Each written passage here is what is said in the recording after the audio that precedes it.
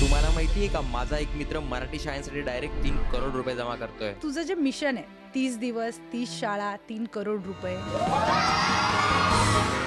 मी असा माणूस आहे, माझ्या डोक्यात सिंपल अशी कोणती आयडिया येत नाही. त्याला कसा आपण ट्विस्ट अँड टर्न देऊ शकतो, तर बोलत चला म्हणजे स्कूटीवर जाऊ. म्हणजे सकू हे एनर्जी पण देते का स्वतःची.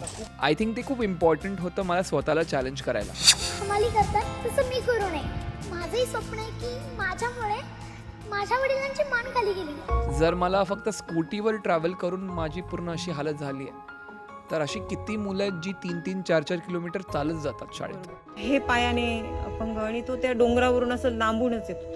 चेहऱ्यावर ते जाणवतही नाहीये की तो 1 ते 2 किलोमीटर शाळेत चालत जातोय. तुझे पाय दुखत नाही बा? नाही, किती चालायला लागतं? 2 किलोमीटर. हा रस्ता चालतो तू रोज. जेव्हा मी त्याच्या पायाला असं बघत होतो, तो असं चालत चाललाय. भयानक होतं. मी बोललो यार, मी स्कूटी चालून मला बॅक पेन आलेलं, हे काय आहे? तुला मोठं झाल्यावर काय करायचंय? खूप पैसे कमव. खूप पैसे कमवून काय करणार? हा, पाय. तो व्हिडिओ बघून मला मनोज बाजपेयी सरांनी मेसेज केला की त्यांना खूप जास्त आवडला तो video. And now we are talking. तुला पाडे येतात कितपर्यंत? 23चा बोल.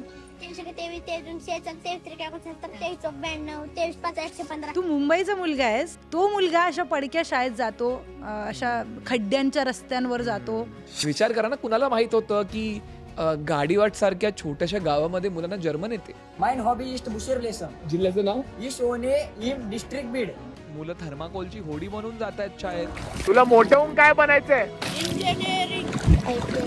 IPS officer. त्यांनी आपल्या घरांच्या दिवारावर लिहिलंय, भिंतीवर लिहिलंय की मी 20व्या वर्षी IPS ऑफिसर होणारच. मला असं वाटतं की एकदा आपण डोंगरावर गेलोय ना, मग झेप घेतल्याशिवाय कळणार नाही की आपल्याला लागणार आहे की नाही. बस काम करून टाकूया यार, बरोबर. जे होईल ते होईल. काय बनवलंस तू?